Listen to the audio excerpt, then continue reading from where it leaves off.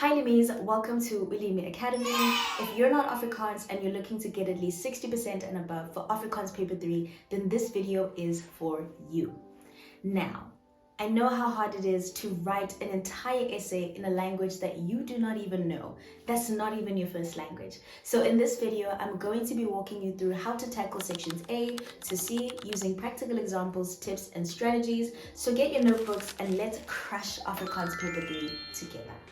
Before I talk about Afdeling A, which is section A, and that's essay writing, I want to talk about Afdeling B and Afdeling C. So honestly, this is the easiest part of paper 3. If you're struggling with Afrikaans and you're performing around 30s and 40s, and you really want to get that 60% and above, this is where you can get solid marks with the least stress. And this is because this section is literally the easiest to complete. Which brings me to tip number 1, start with Afdeling B and C.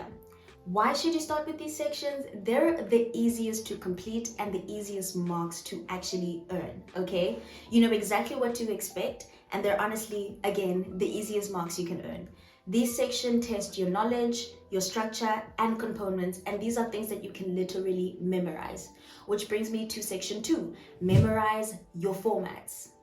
The trick here is to memorize your format, your structure, and the components. You need to remember that for a letter, you need the date, you need a greeting, a body, and a closing. And for a dialogue, you need people's names, you need a storyline, and you need punctuation and realistic responses, okay? And if you've been doing Afrikaans since grade 8, or you've been doing Afrikaans for a year or two, you're very familiar with formats like letter formats, obituaries, and friendly letters. So it's something that you've been doing for a very long time, okay? And so you don't even need to study in the hard sense. You just need to know your format, implement them, and follow the structure, and that's it. Once you've memorized your structure, it becomes easier to just glide through sections B and section C.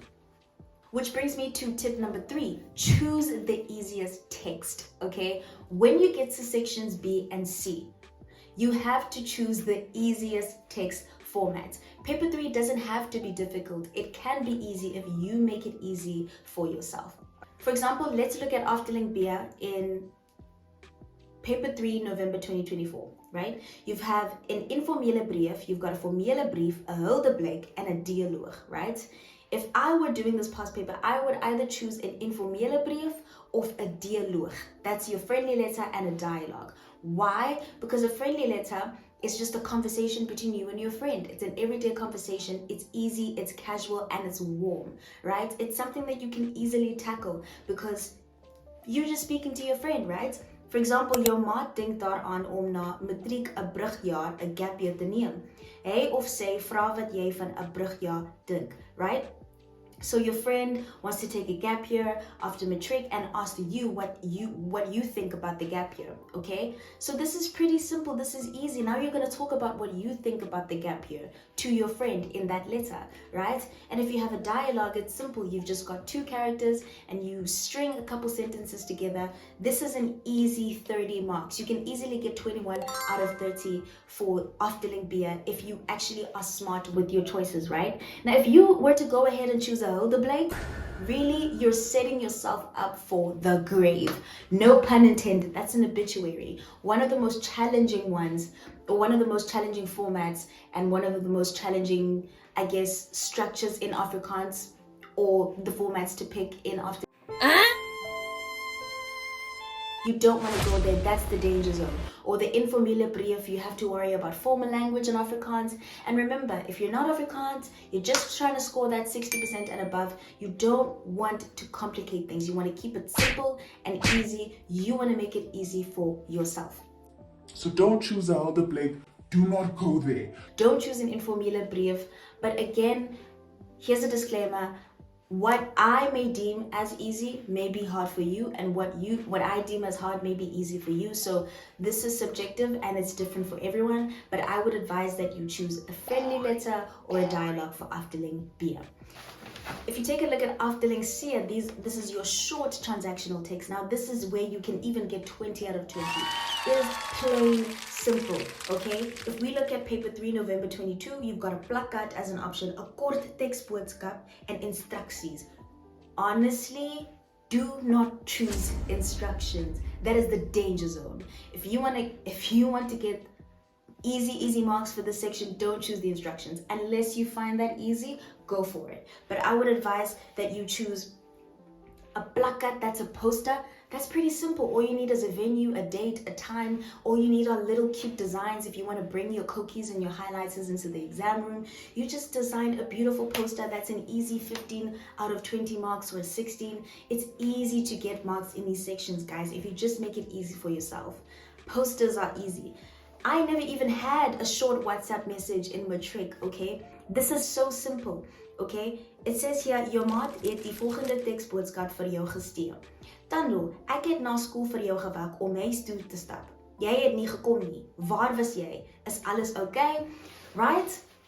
It's just, Tando, I was waiting for you after school. You didn't show up. Where were you? Is everything okay? How would you reply to that text message? You literally respond as a friend. So anything that is conversational, any option that allows you to be friendly, any option that allows you to be conversational in Afdeling A and B, I would say go for that. Okay? Tip number 4, avoid complicating things. A lot of students try to use fancy words to try and impress the teachers or their examiners, but this is a huge mistake, okay? They use phrases they don't understand, words, big fat words that they don't understand in Afrikaans. They don't even fit the context, okay? And that's why they lose marks. So you just need to keep it simple. You need to keep it clean and clear, because paper 3 rewards clarity and correctness, not how many big words you can use. So if you can keep writing in a simple and neat format, you're already halfway to getting even a distinction, okay? So just keep it simple, use simple language. Just remember your past tense, your future tense, because language does play a role in your paper 3, because you're literally just writing in Afrikaans. So remember your structures, your formats, and your language, okay? So that is how I would tackle Afdeling C and B. In the next part, we'll talk about how to approach Afdeling A and how to plan your essay neatly and smartly, because that's where many learners lose their marks without even realizing it. Right, let's talk about Afdeling A, the essay question. This is where students panic, but if you plan ahead, it's actually the section where you can gain the most marks. So let's get into it. My first piece of advice, prepare your essay beforehand.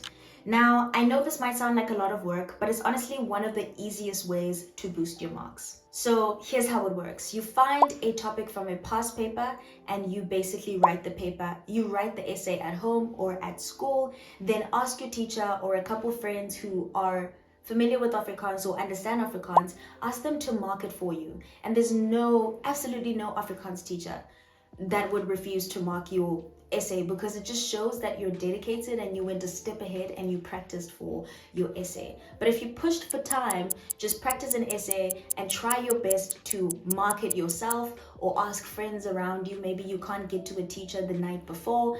You just make sure that you find somebody or find a software or go online to check the grammar of your essay and proofread your essay, the practice essay that you've created. So don't be shy to ask for feedback.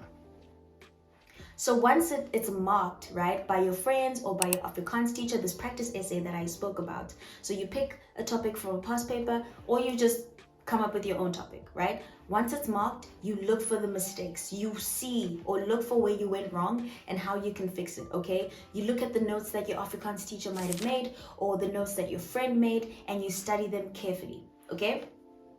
Tip number 2, don't memorize, just understand and adapt that practice essay that you wrote. So you don't memorize this past paper, but you understand it and you adapt it. So you read it 5 times the night before, okay? Or you read it, every single day, in the days that are leading up to the exam, just so you understand and you remember what your body was, remember what your introduction was, your conclusion was. You just remember how you wrote the essay, what you said, what you did, okay? And then you just adapt it into this new topic that you will receive in the final exam, okay? Let me break it down. When you get to the exam, you adapt the new topic. So you've obviously been given a new topic.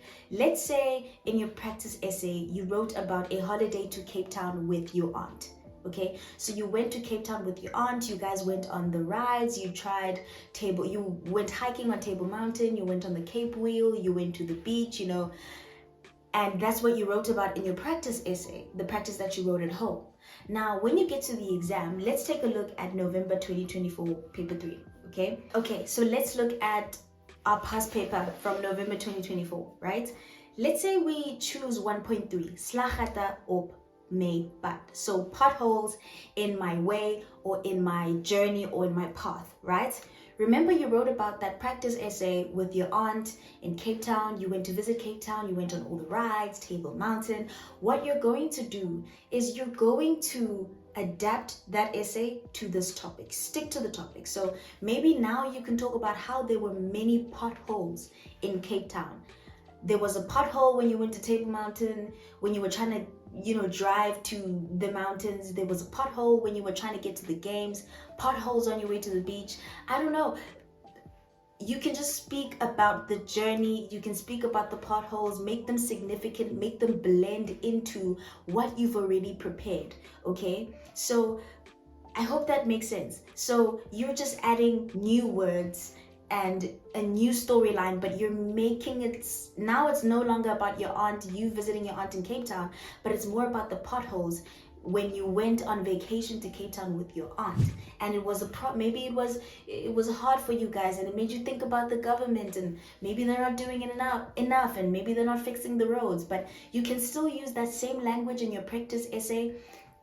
If you remember what you said in the introduction, in the body, and in the conclusion, you can just add the potholes to the introduction, the body, and the conclusion. You can keep it absolutely the same, but just adding things, okay? Remember, you didn't memorize your practice essay, but you remember it, and you remember the words that you used, okay? So it's just a matter of adapting what you practiced to the new topic. For example, if you did a practice essay, here's another example.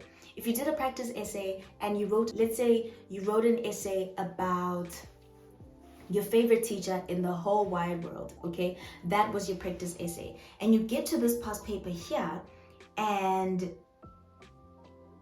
and here's another topic. It's ek sal daardie onderwyser altyd onthou. That's 1.2, right? I will always remember that teacher, okay? Your practice paper was about your favorite person in the whole wide world.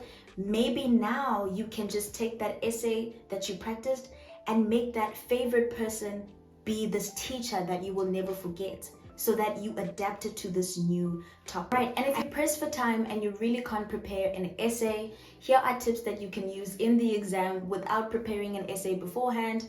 And if you do prepare an essay, these tips can also still apply to your essay writing. So start with an interesting opening line. That's tip number 3, right? If you start your Afrikaans essay with een dag, that's one day, off gister, which is yesterday, you've already lost me. But you start your essay with klop, klop, klop. I'm sad. Like, I'm intrigued. As a marker, as an examiner, tell me more. I'm intrigued. You know what I'm saying? So you really want to captivate your examiner or the person who's reading your essay, your reader. You want to captivate them. You want to draw them in. You want to make them say, this person really knows how to tell a story. Be interesting. That's if you really want to go the extra mile and you want to just move past that 60% and really just thrive and move towards 70 and 80%, okay? You don't want to be predictable and generic. You really just want there to be a little bit of a difference. And tip number 4, a very important tip when you're in the exam, you need to remember and understand your language. But most importantly, your linking words, your voegwoorde. Words like daar, om, dat, want, maar, daarna, those kinds of words, because they basically connect your sentences. And in an essay, you're just connecting sentences together, and you actually get really high marks for using these, language structures correctly, okay? And not just voegwoord, your past tense. Remember how to write an Afrikaans sentence in the past tense, in the present tense, in the future tense. Language is a huge part of essay writing, and if you generally do very well in your language, then this is going to be a very easy section for you because you already know how to structure your sentences. And then the very last tip I have for you in writing your op style, your essay, keep your grammar simple and clear, okay? In the same way that I said, don't overcomplicate things in Afdeling B and C, don't overcomplicate things in Afdeling A as well, okay? Don't try to sound like an Afrikaans poet. You don't have to use big, complicated words to impress the marker. It's better to use simple Afrikaans words correctly than use challenging Afrikaans words incorrectly. Okay, but if you want to add some flair, this is something that I would do when I would write my Afrikaans essays. I would choose just two or three very big Afrikaans words that I've just learned the night before, or that I just learned throughout the term, okay? Or I look into the Afrikaans dictionary and I find myself two or three really great Afrikaans words that are going to wow, the marker, or that even wow me, that words that I like, okay? And find or check how I can use them in the right context and use them in my final essay or in my exam, okay? Because you actually also do get, higher marks for using unique Afrikaans words correctly, but it's not always necessary. But if you want to sprinkle some good words in there. Also sprinkle maybe great phrases in the essay that you can memorize beforehand. Something like, die apple val nie ver van die boom nie. Okay, the apple doesn't fall far from the tree.